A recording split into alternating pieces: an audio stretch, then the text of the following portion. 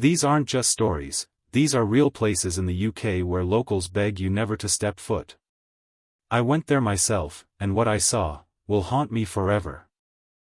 I've visited haunted places before, but nothing prepared me for what I found in the UK. These aren't just old buildings or spooky stories, these are locations where history, tragedy, and fear collide, and the locals themselves warn you to stay away. Walking through these villages, castles, and inns, I felt chills, heard whispers, and experienced moments that made my heart race like never before. I'm not here to scare you for fun, I want to show you the truth behind these terrifying places. Stay with me, watch closely, and feel what I felt firsthand. If you love exploring real haunted places and want more spine-chilling stories, hit that subscribe button and join me on this journey. 1 Pluckley Village, Kent.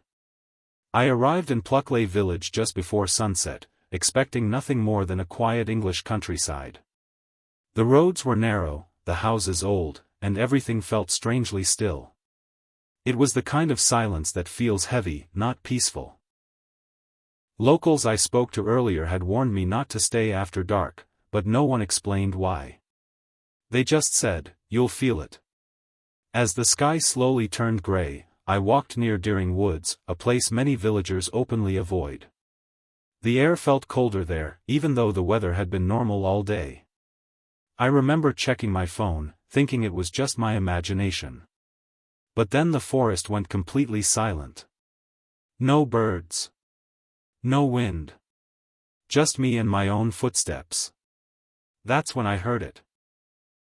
A soft crying sound, distant but clear enough to make me stop. It sounded like a woman, not screaming, just crying in pain. Locals call her the Screaming Woods Woman, a figure often reported hanging from a tree centuries ago. I didn't see anyone, but the sound followed me as I moved. Every step I took, the crying felt closer, like it was reacting to me being there. My heart started racing. I told myself it was probably wind or animals, but deep down I didn't believe that. I could feel someone watching me. I turned around several times, expecting to see a person standing behind me, but there was nothing. Still, the feeling never left. Later, near the old brickwork site, I felt something even worse. A sudden pressure in my chest, like I couldn't breathe properly. Locals say this area is haunted by a man crushed to death in the clay pits. As I stood there, I felt dizzy, and for a moment, my legs felt weak. It wasn't fear alone. It felt physical. I left the village that night without looking back. Even while driving away, I couldn't shake the feeling that I was being followed. When I checked my rearview mirror, the road behind me was empty, but my hands were shaking. Pluckley doesn't attack you. It doesn't jump out at you. It slowly gets inside your head. And once it does, you understand why locals don't talk much about it. And why they warn outsiders to never stay too long. 2 Borley Rectory, Essex. I had always been fascinated by haunted houses, but nothing prepared me for Borley Rectory. The moment I stepped onto the cracked gravel driveway, I could feel something pressing down on my chest, heavy and unsettling. The building looked almost alive in the fading daylight, its ruined walls casting long, dark shadows. Locals had warned me about strange occurrences, but I thought they were just exaggerating old tales. I was wrong. The first thing I noticed inside was the chill.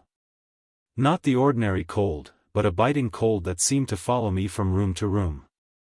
I tried to shake it off and focus on the architecture, the broken windows, and the decaying furniture. That's when I heard it, a faint knocking coming from the far end of the hall. I froze. It wasn't wind, the sound was deliberate, rhythmic, like someone trying to get my attention. I moved cautiously toward the noise, heart pounding, every step echoing in the empty corridors. Suddenly, I felt a presence behind me. I spun around, but no one was there. My mind raced. I could almost hear whispers, soft and mocking, though I couldn't understand any words. They seemed to come from the walls themselves. I told myself it was imagination, yet my hands were shaking. As night fell, the air grew heavier, and shadows stretched unnaturally across the floor. In the master bedroom, I found an old journal left behind, its pages yellowed with age. The entries spoke of sightings, strange noises, and ghostly figures that tormented the residents. One story mentioned a nun, her apparition appearing at the top of the staircase, staring silently before vanishing. That very spot made my skin crawl. Then it happened. I was standing in the dining room when a loud crash made me jump. Plates and glasses had fallen from a shelf, though the wind was calm, and nothing else moved. My heart raced as I felt cold fingers brush against my arm. I swear, I could feel a breath on my neck, as if someone had been standing behind me all along.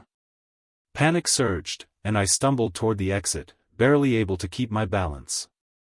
Before leaving, I looked back once, and for a split second, I could swear I saw a shadowy figure standing in the top window, watching me. It vanished the moment I blinked, leaving only the silence and that oppressive feeling in the air. I drove away without stopping. The stories of Borley Rectory no longer just tales in a book, they were real, and I had felt every bit of its haunting. Even now, thinking about that night, I can feel the weight of the house pressing down on me. Borley Rectory doesn't just scare you, it gets under your skin, into your mind, and makes you question what is real and what is not. And now I understand why the locals warned outsiders to stay away, for some houses are not meant to be explored. 3 Pendle Hill, Lancashire. I had heard about Pendle Hill and its dark history before visiting, but nothing could have prepared me for the feeling I got the moment I stepped onto the mist-covered path. The wind was cold, slicing through my jacket, and the sky above was heavy with clouds, making the landscape look eerie and almost otherworldly. I had come to see the place of the infamous Pendle witch trials, but as I walked further, I realized the stories were more than just history. They were alive in the land itself. The first strange thing I noticed was the silence. It wasn't the calm of nature, it was a strange absence of sound. No birds, no rustling leaves, nothing. My footsteps on the damp soil seemed unnaturally loud. I tried to shake off the uneasy feeling, telling myself it was just the isolation. But then I caught a movement from the corner of my eye, shadows among the rocks that didn't belong to any person or animal. I paused, heart racing, and felt a shiver crawl up my spine. People talk about the witches hanged in the 1600s, but I never expected to feel their presence. I could almost hear whispers carried by the wind, soft voices saying words I couldn't understand, but their tone was urgent, warning me to leave. I told myself I was imagining it, but my instincts screamed otherwise. I climbed higher along the narrow path, the hill opening into a clearing where the view should have been breathtaking. Instead, the mist thickened unnaturally, and a chill wrapped around me as if invisible hands were holding me in place. I stumbled back a step, feeling the weight of unseen eyes on me. That's when I saw it, figures in the fog, blurred and fleeting, moving along the ridge. They were women, or at least it looked like women in old clothing, gliding silently, disappearing whenever I tried to look directly at them. Panic surged.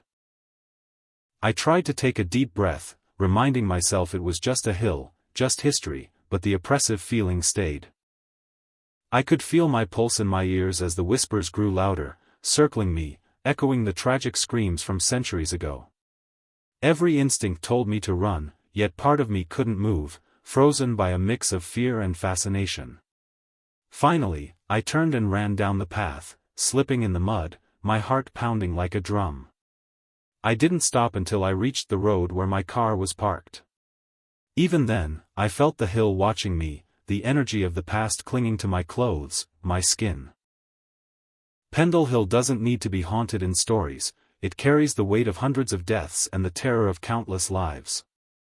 And walking there, you feel it in a way that no book or documentary can ever explain. That night, lying in my room far from the hill, I couldn't sleep. Every sound reminded me of the whispers, the fog, the shadows gliding across the ridge. Pendle Hill stays with you, not as a place you see, but as a memory that lingers in your mind and in your very bones. For Chillingham Castle, Northumberland. I never believed in ghosts until I set foot in Chillingham Castle. The castle sits alone on the rolling hills of Northumberland, its stone walls looking cold and uninviting even in daylight. Walking up the old path toward the main entrance, I could feel a strange heaviness in the air, as if every brick was holding centuries of anger and sorrow. Locals warned me about its violent past, the battles, the torture chambers, and the restless spirits, but I thought it was just stories to scare tourists. I was wrong. Inside, the first thing that hit me was the smell, a mix of damp stone and something I couldn't identify, almost like the echo of old blood. I wandered through the corridors, running my hand along the cold walls, when I noticed a suit of armor at the end of the hallway. I stopped, staring at it, and for a brief moment, I thought the eyes behind the helmet moved. I laughed at myself nervously and kept walking, but a shiver ran down my spine. I climbed the stairs to the dungeons, a place known for holding prisoners in cruel conditions centuries ago. The air grew colder, and my breath became visible even though it wasn't freezing outside. I felt like I was being watched. Then I heard it, the faint sound of chains rattling, soft whispers echoing off the stone. My heart pounded so hard I thought it would burst. I spun around, expecting someone to step out from the shadows, but the corridor was empty. Yet I could feel eyes on me, and the whispers seemed to grow louder as I moved forward. In the main hall, I saw something that froze me in place. A blue figure appeared at the far end, transparent but undeniably there. It looked like a young boy, staring directly at me, and then he vanished. I remembered reading about the blue boy, a spirit said to haunt this castle for centuries. My stomach sank, and a wave of fear washed over me. It wasn't imagination. It was something I could feel with every nerve in my body. I didn't stay longer than I could handle. As I walked toward the exit, the temperature dropped even more, and I could swear I heard footsteps behind me, quick and deliberate. I ran down the corridors, my heart racing, until I reached the outside. The castle loomed over me, silent, yet somehow alive with all the tortured souls of its past.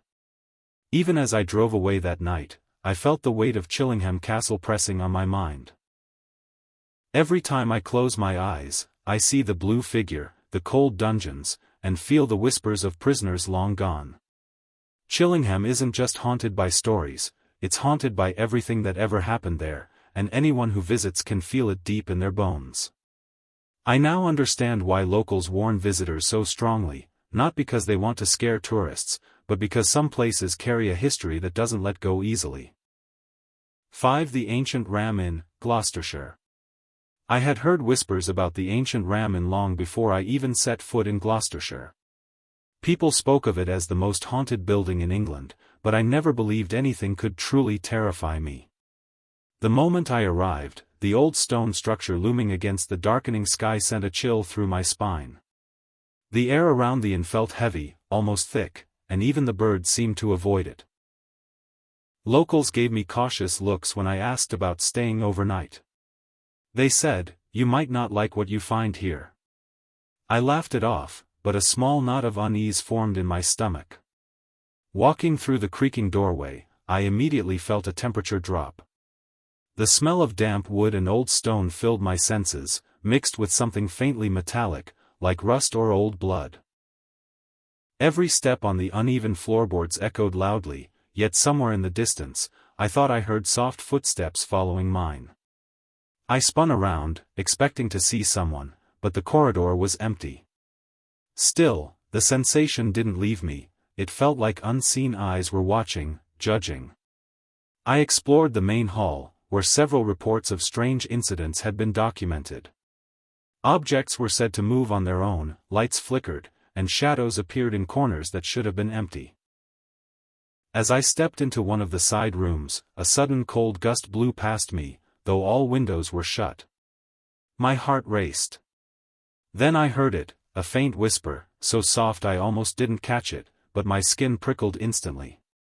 It sounded like someone calling a name I couldn't recognize. I froze, every nerve on edge. The upstairs rooms were worse. Locals say the inn was built on an ancient pagan burial ground, and many believe the spirits of those sacrificed never left.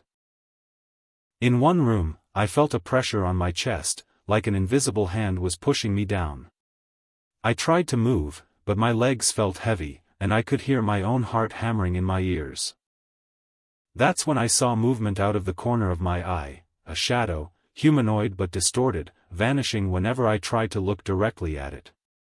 I stumbled backward, tripping over the old rug, my adrenaline spiking. Before leaving, I wandered into the attic, a place many avoid entirely. The air was thick, almost suffocating, and the darkness seemed alive.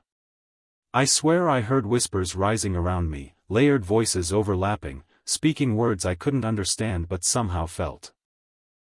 Every instinct screamed at me to leave, and I did, running down the staircase, through the hall, and out the door. Even in the safety of the courtyard, the inn felt alive behind me, watching as I escaped. Driving away that night, I couldn't shake the feeling that the ancient ram inn had marked me somehow. Even now, I can feel it in my bones, the cold rooms, the whispers, and the weight of centuries of restless spirits. Some places are not just haunted by stories. They are haunted by everything that has ever happened within their walls. And the ancient ram inn is one of those places you never forget.